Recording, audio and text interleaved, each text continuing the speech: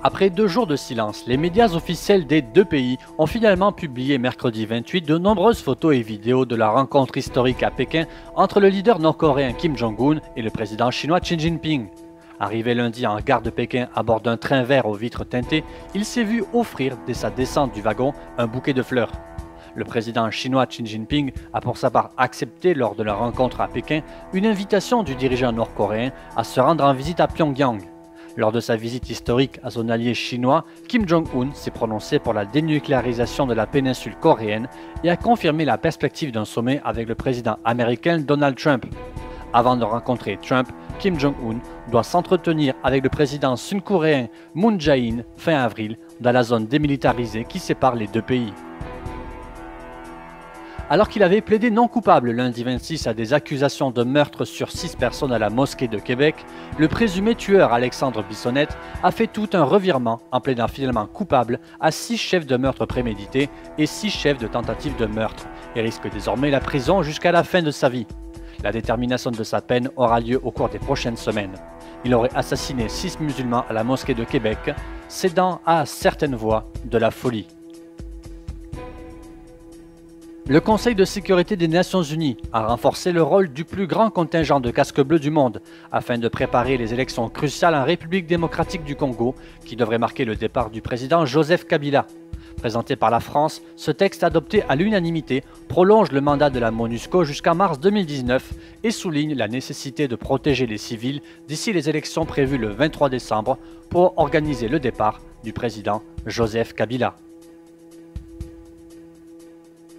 La Pologne, membre de l'OTAN et de l'Union européenne, a acheté mercredi dernier pour 4,75 milliards de dollars le système antimissile américain Patriot, destiné à renforcer sa défense anti-aérienne au moment où les tensions sont vives entre l'Occident et la Russie. Les livraisons des premières batteries mobiles sont prévues à partir de 2022 et elles devraient être opérationnelles en 2023. La première phase sur laquelle porte le contrat signé mercredi prévoit la livraison de 2 batteries avec le système IBCS.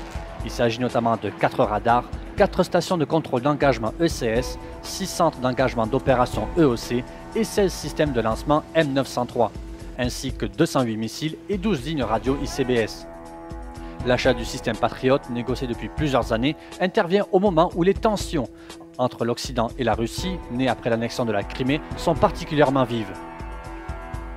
Des dizaines et des dizaines de diplomates russes ont été expulsés cette semaine par une vingtaine de pays occidentaux, dont le Canada, réagissant à l'affaire de l'ex-espion Skripal empoisonné. Moscou n'a pas tardé à réagir cependant et a lancé ses mesures de représailles en expulsant à son tour quasiment le même nombre de diplomates de ces mêmes pays. La Russie estime que l'expulsion de ces diplomates est inamicale et illégitime.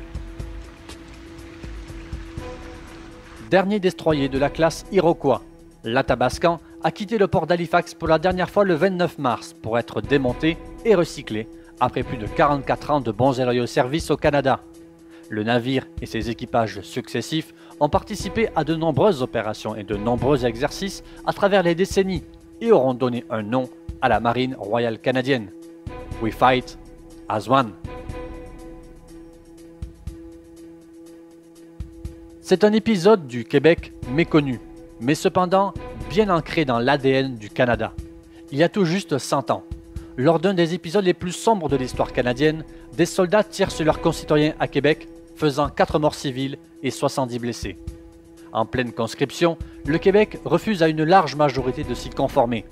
La situation est tendue, mais va dégénérer à Pâques 1918. Après une arrestation musclée, des protestataires se rassemblent. Le maire d'alors tente de contenir les événements, mais n'y parvient pas. Le premier ministre canadien, Borden, ne faisant pas confiance aux forces locales, appelle des soldats de l'Ontario et du Manitoba à débarquer à Québec. Malgré une interdiction de rassemblement, la population se réunit pour la 4e fois en 4 jours. Des coups de feu sont tirés, les militaires tirent à la mitrailleuse sur la foule, le sang coule. La loi martiale a été décrétée à Québec quelques jours plus tard.